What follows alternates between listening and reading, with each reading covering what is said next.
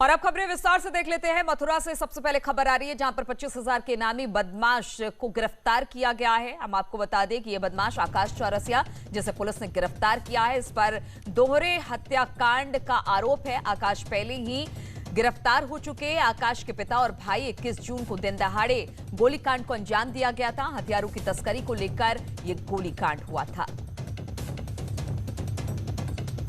तो 25,000 का इनामी बदमाश गिरफ्तार किया गया। पहले ही गिरफ्तार हो चुके हैं आकाश के पिता और भाई, और अब इसकी गिरफ्तारी की गई है। 21 जून को दिन दहाड़े गोलीकांड को अंजाम दिया था।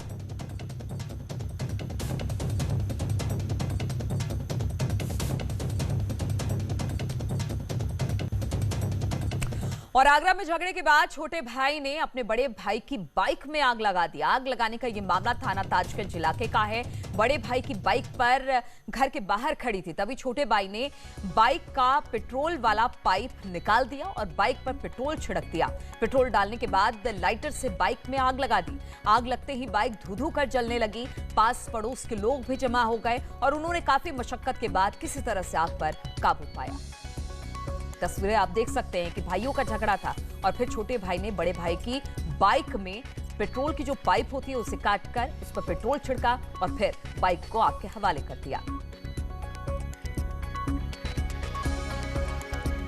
और मथुरा से बड़ी खबर है, यहां पर यमुना एक्सप्रेसवे पर हादसा हो गया। 3 लोगों की इसमें मौत हो गई है, 15 लोग घायल हो गए हैं। बेकाबू क्रूजर पलटने से यह पूरा हादसा हुआ है। आगरा से दिल्ली जा रही थी गाड़ी, मौके पर पहुंची पुलिस। घायलों को फिलहाल तो अस्पताल में भर्ती करा दिया गया है। तो आगरा एक्सप्रेसवे पर एक बार फिर से एक बड़ी दुर्घटना हुई है। बताया जा रहा है कि इस दुर्घटना में 3 जो लोग हैं उनकी मौत हो गई है, 15 लोग इसमें घायल हैं। बेकाबू क्रूजर पलटने से यह हादसा हुआ।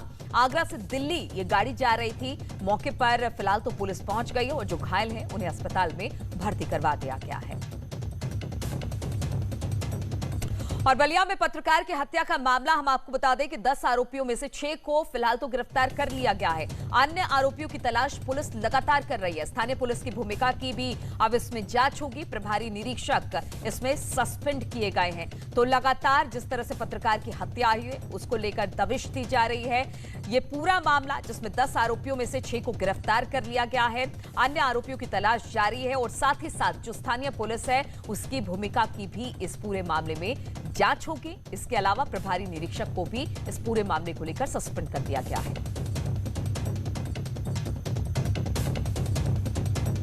मुकदमा दर्ज किया गया था और उसमें कुल 10 लोग नामित थे, जिसमें 6 लोगों की गिरफ्तारियां हो चुकी हैं, 4 लोगों की गिरफ्तारियां शेष हैं।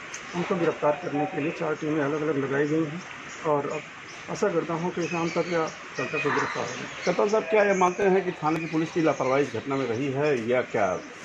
थाने की पुलिस के संदर्भ में उसकी जांच अलग से कराई जा रही है। प्रभारी निरीक्षक को इस संदर्भ में निलंबित कर दिया गया। और बलिया में पत्रकार की हत्या के मामले में एडीजे कानून व्यवस्था प्रशांत कुमार ने बताया कि 26 दिसंबर 2019 को भी पत्रकार और आरोपियों के बीच मारपीट की घटना हुई थी, जिसमें हत्या के मामले में शामिल 5 आरोपी भी शामिल थे। लेकिन जांच के बाद मृतक रतन सिंह का नाम हट गया था। रतन सिंह, जो कि एक पेशे से पत्रकार हैं, कि उनके पटीदारों द्वारा लाठी डंडे और गोली मारकर दुर्भाग्यपूर्ण तरीके से हत्या कर दी गई थी। इस संबंध में थाने पे मुकदमा पंजीकृत करते हुए, जिसमें कि 10 लोग नामजद थे, त्वरित कार्रवाई करते हुए 6 अभियुक्तों को गिरफ्तार कर लिया गया है। और बलिया में पत्रकार की हत्या के विरोध में कांग्रेस ने सरकार के खिलाफ मोर्चा खोल दिया है। प्रदेश अध्यक्ष अजय कुमार लल्लू ने कहा कि प्रदेश में कानून व्यवस्था खत्म हो चुकी है। साथ ही राज्यपाल की चुप्पी पर भी सवाल उठाए हैं।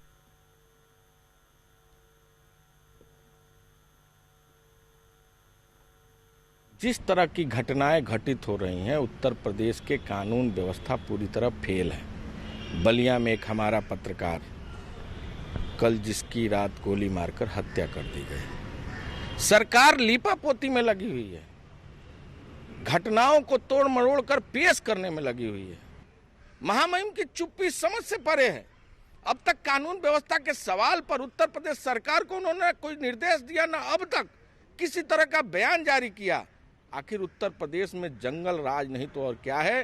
कांग्रेस पार्टी आज बलिया जाएगी, मृतक परिजनों से मिलेगी, संवेदना व्यक्त करेगी और उनके न्याय की लड़ाई को मजबूती के साथ लड़ने का काम करेगी। और बीएसपी सुप्रीमो मायावती ने बीजेपी सरकार पर निशाना साधते हुए कहा कि उत्तर प्रदेश में कानून व्यवस्था पूरी तरह से चरमरा गई है। मायावती ने कहा कि लोग बसपा के कार्यकाल को अब याद कर रहे हैं।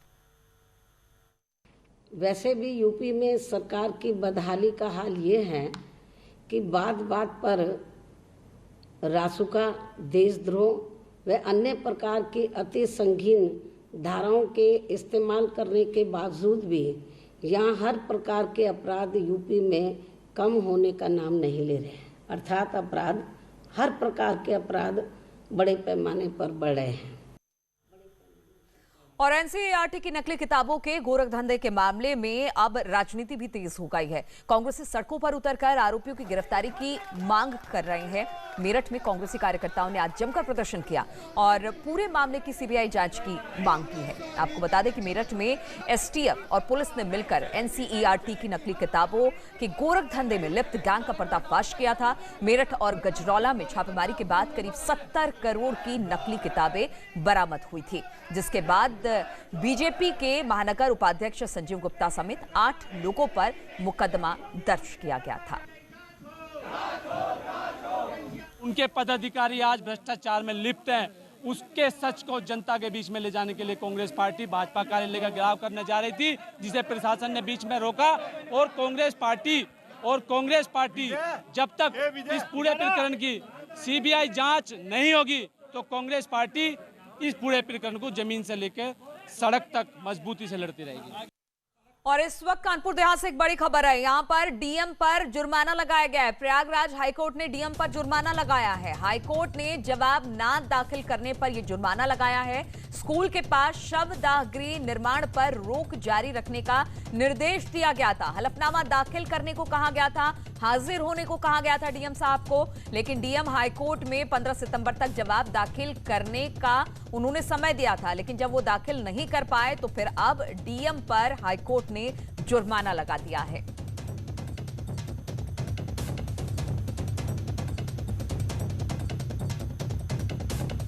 और उत्तर प्रदेश में भ्रष्टाचार करने वालों की कोई जगह नहीं है और इसकी बानगी एक बार फिर से देखने को मिली है। सीएम योगी ने पशुपालन घोटाले में नाम आने पर 2 आईपीएस अधिकारियों को सस्पेंड कर दिया। करप्शन के खिलाफ सीएम योगी की नीति जीरो टॉलरेंस की है और इसी के तहत आज मुख्यमंत्री ने 2 आईपीएस अधिकारियों को सस्पेंड कर दिया है। जिन अधिकारियों को सस्पेंड किया गया है उनमें अरविंद सेन और दिनेश चंद दुबे हैं। इन अधिकारियों पर करप्शन के आरोप थे। ये दोनों अधिकारी डीआईजी रैंक के थे। आईपीएस दिनेश चंद की तैनाती रूल एंड मैनुअल डीआईजी के तौर पर थी, जबकि अरविंद सेन की तैनाती पीएससी आगरा में डीआईजी के तौर पर थी। फिलहाल इन अधिकारियों को सस्पेंड कर दिया गया है। इन दोनों अधिकारियों का नाम पशुपालन घोटाले में आए थे और तभी से ये जांच के घेरे में थे, लेकिन अब जब मुख्यमंत्री को इस बात की पुख्ता जानकारी हुई कि अधिकारियों की भूमिका संदिग्ध थी तो उन पर कार्रवाई कर दी गई है। साल 2017 में जब यूपी में योगी आदित्यनाथ सत्ता में आए थे तो भी उन्होंने साफ किया था कि करप्शन बर्दाश्त नहीं किया जाएगा और तब से लेकर अब तक ऐसा कई बार हुआ है जब सीएम योगी ने भ्रष्ट और लापरवाह अधिकारियों पर डायरेक्ट एक्शन लिया है। पिछले साल सीएम योगी ने बदायूं में ट्रेजरी घोटाला मामले में 13 अधिकारियों को सस्पेंड कर दिया था। वहां 5 करोड़ रुपए की गड़बड़ी हुई थी। देवरिया, महराजगंज, नोएडा के अधिकारियों पर भी सीएम योगी इस तरह का एक्शन ले चुके हैं। और बीजेपी विधायक पप्पू भरतौल की बेटी साक्षी मिश्रा समाजवादी पार्टी में जाना चाहती है। साक्षी मिश्रा वही है जिनकी लव स्टोरी पिछले साल वायरल हुई थी। साक्षी ने अखिलेश यादव से मिलने का वक्त भी मांगा है। बीजेपी विधायक की बेटी साक्षी मिश्रा समाजवादी पार्टी की सदस्यता लेना चाहती हैं। उन्होंने एसपी के राष्ट्रीय अध्यक्ष अखिलेश यादव से वक्त मांगा है। सोमवार को न्यूज 18 से खास बातचीत में साक्षी ने बताया कि एसपी की कार्यशैली और युवाओं के लोकप्रिय नेता अखिलेश यादव के मुख्यमंत्री काल में जो विकास की लहर देखने को मिली उससे वो प्रभावित हैं। साक्षी ने कहा कि एसपी की सरकार में उत्तर प्रदेश को अलग पहचान मिली। उन्होंने बताया कि समाजवादी पार्टी ने जातिवाद का बढ़ावा न देते हुए एक विकास की लहर चलाई और युवाओं के लिए अनेक प्रकार के रोजगार दिए। साक्षी मिश्रा ने कहा इससे प्रभावित होकर वो पार्टी ज्वाइन करना चाहती हैं। पिछले साल साक्षी मिश्रा ने अपने पिता और बीजेपी विधायक पप्पू भरतौल की मर्जी के खिलाफ घर से भागकर शादी की थी। उस वक्त वो सुर्खियों में थी और अब साक्षी राजनीति का रुख करना चाहती हैं। और इस वक्त एक खबर गाजियाबाद से आ रही है। यहाँ पर विधायक के पति के खिलाफ एफआईआर दर्ज किया गया है। गाजियाबाद विधायक के पति के खिलाफ ये एफआईआर दर्ज हुआ है। बीजेपी विधायक मंजू शिवाच के पति के खिलाफ ये एफआईआर हुई है। डॉक्टर देवेंद्र शिवाच के खिलाफ हत्या की साजिश का आरोप है और अब इसको लेकर मोदी नगर में जिस तरह से कल हत्या हुई थी उसको लेकर अब डॉक्टर देवेंद्र शिवाच पर एफआईआर दर्ज कर ली गई है।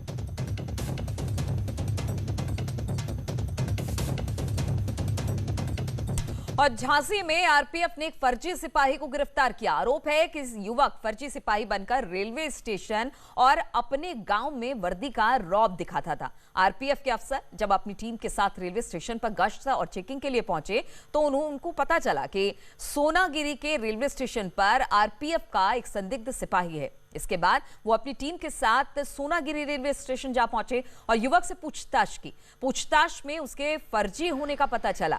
इसके बाद पुलिस उसे पकड़कर थाने लेकर गई। युवक के पास से वर्दी, फर्जी आईडी कार्ड, बैट समेत कई चीजें मिली हैं। सोनागिरी रेलवे स्टेशन पर एक व्यक्ति आरपीएफ की वर्दी पहनकर ड्यूटी कर रहा था और यात्रियों रौब झाड़ रहा था। सूचना मिली तो मैंने यहाँ से स्टाफ भेजा सोनागिरी और दतिया से और झांसी से। जब चेक किया गया तो फर्जी पाया गया, जिसको दतिया चौकी पर लाकर जीआरपी दतिया को सुपुर्द किया गया। और वाराणसी में डोम राजा परिवार के जगदीश चौधरी का निधन हो गया। वो 55 साल के थे। जगदीश चौधरी चुनाव में प्रधानमंत्री मोदी के चुनाव प्रस्तावक थे। काशी के राजा के निधन पर सीएम योगी ने शोक व्यक्त किया। सीएम ने कहा कि हिंदू धर्म में छुआछूत समाप्त करने के उद्देश्य से महंत अवैद्यनाथ जी ने डोम राजा के घर साधुओं के साथ पूजन कर सहभोज की शुरुआत की थी।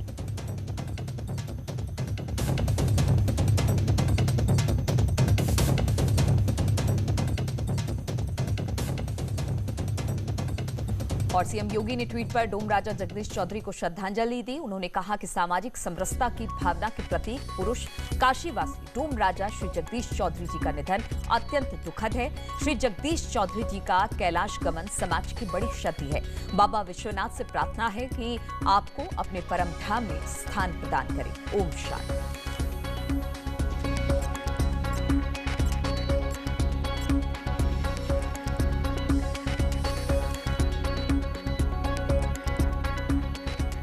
वहीं वाराणसी के डोम राजा जगदीश चौधरी के निधन पर प्रधानमंत्री मोदी ने भी दुख व्यक्त किया।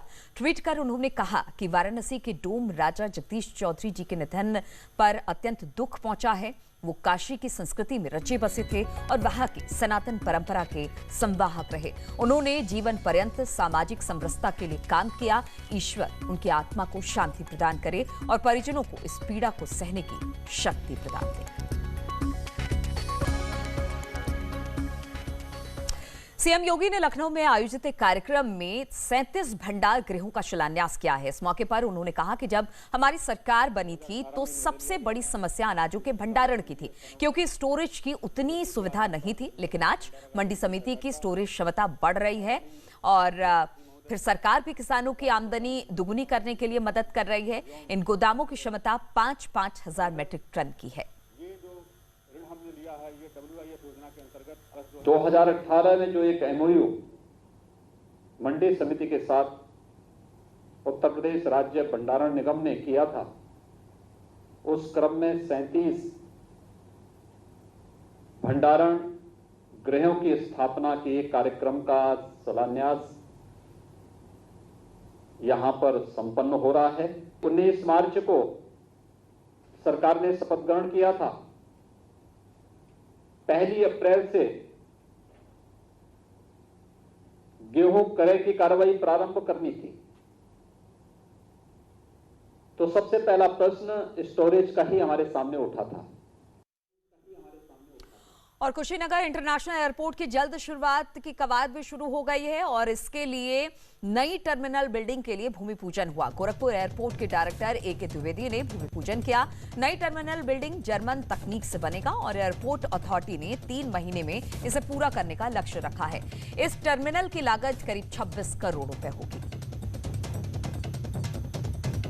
पूर्वांचल के विकास में पर्यटन उद्योग एक बड़ी भूमिका निभाने जा रहा है। कुशीनगर इंटरनेशनल एयरपोर्ट जैसे ही शुरू होगा, विदेशों से बड़ी संख्या में बौद्ध टूरिस्ट कुशीनगर आएंगे और अगर वो कुशीनगर में आएंगे तो उसके साथ साथ आसपास के जिलों में भी वो जाएंगे और वहाँ पे दर्शन पूजन करेंगे।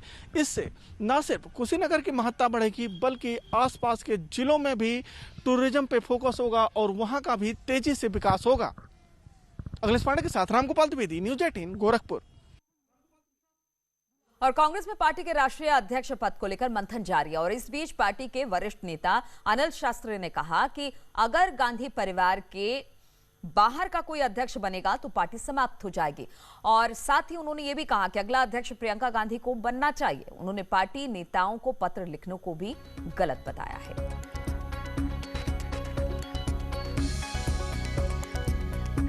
तरह का लेटर लिखने की मैं समझता हूँ कोई आवश्यकता नहीं थी। ये सब सीनियर लीडर्स हैं, कांग्रेस वर्किंग कमेटी के मेंबर्स हैं, सदस्य हैं। ये अपनी बात CWC में कह सकते थे, मिल के कह सकते थे और भी पार्टी के फोरम में वहाँ पे कही जा सकती थी। देखिए, मेरा ऐसा मानना है, साफ में तौर पे मैं कहना चाहता हूँ कि अगर गांधी परिवार का कोई सदस्य अगर कांग्रेस पार्टी का अध्यक्ष नहीं बनता है और किसी और को बनाते हैं तो कांग्रेस पार्टी जीवित नहीं रहेगी, कांग्रेस पार्टी समाप्त हो जाएगी। और नोएडा के हाईटेक कोविड-19 अस्पताल में भर्ती कोरोना मरीजों को घटिया क्वालिटी का खाना दिया जा रहा है। मरीजों को दिए जा रहे खाने में कीड़ा रेंगता दिखाई दिया। खाने में कीड़े का वीडियो अब वायरल हो रहा है। कोरोना मरीजों के खाने में कीड़ा मिलने की बात सामने आने के बाद डीएम ने जांच रिपोर्ट मांगी है। डीएम ने सीएमओ को निर्देश दिया है कि टीम गठित कर मामले की जांच कर दोषियों के खिलाफ कार्रवाई की जाए। जो खाने की गुणवत्ता के बारे में शिकायत प्राप्त हुई है उसके संबंध में मुख्य चिकित्साधिकारी को निर्देश दिया गया है टीम गठित करते हुए खाने की गुणवत्ता को परखने के लिए और तथ्य को जांच करने के लिए डॉक्टर्स की टीम गठित की गई है। और इसी के क्रम में अपर मुख्य चिकित्साधिकारी की अध्यक्षता में टीम गठित किया गया है। जैसे भी टीम की आख्या आएगी उसके क्रम में जो नियमानुसार कार्रवाई करनी होगी वो ज़रूर की जाएगी। और बीएचयू के अस्पताल में क्या हो रहा है? वाराणसी बीएचयू के कोविड अस्पताल में लगातार जिस तरह से टेस्टिंग हो रही है उसको लेकर कल सीवर के पास से मिला युवक का शव मिलने के बाद परिजनों ने अब हंगामा किया है। तो जिस तरह से कल 23 तारीख की रात युवक ने खुदकुशी की थी, अस्पताल की चौथी मंजिल से कूदकर इसने जान दे दी थी। कल सीवर के पास से इसका शव मिला। शव मिलने के बाद परिजनों ने जबरदस्त तरीके से हंगामा किया।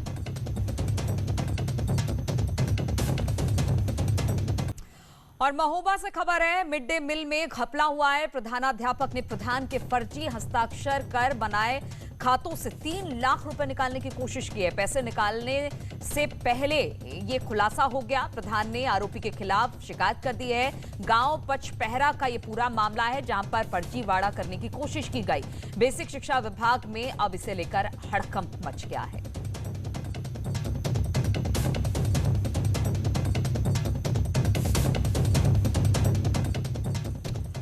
और बांदा हादसे में 3 की मौत हो गई है। बांदा में सड़क हादसा हुआ है जिसमें 3 लोगों की मौत हो गई है जबकि 12 लोग इसमें घायल हो गए हैं। 3 घायलों को इस वक्त कानपुर रेफर कर दिया गया है। 3 लोगों का जिला अस्पताल में इलाज चल रहा है। इलाज बताया जा रहा है कि ट्रक ने तेज रफ्तार पिकअप को टक्कर मारी और दिल्ली से 13वीं में शामिल होने के लिए ये लोग आ रहे थे जब ये हादसा हुआ है।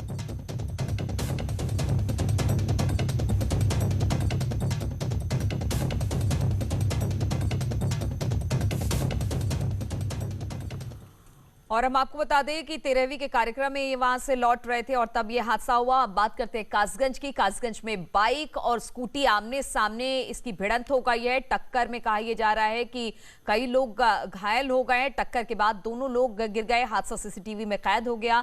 यह हादसा सदर कोतवाली क्षेत्र के सोरो गेट इलाके में हुआ है। तस्वीरें हम आपको दिखा रहे हैं किस तरह से आमने सामने की बाइक सवारों की टक्कर हुई और इस दौरान दोनों जमीन पर गिर गए। और सबसे बड़ी बात कि इन्होंने हेलमेट तक नहीं लगाई थी और फिर काफी देर तक ये लोग वहीं पड़े रहे। फिर आसपास के लोग आए हैं और किसी तरह से इनको वहां से हटाया गया है, उठाया गया, अस्पताल में भर्ती कराया गया।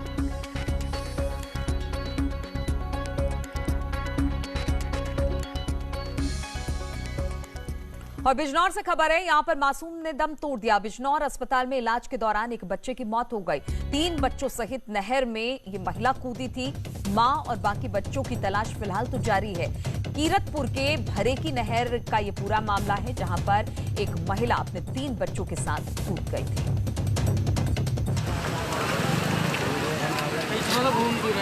ब्रेकिंग न्यूज पब्लिक को मुझे मटाल दिया।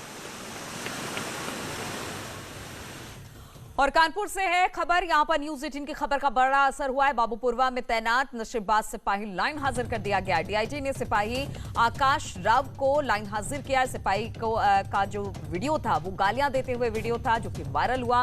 और अब न्यूज 18 ने जिस तरह से प्रमुखता से खबर दिखाई, लाइन हाजिर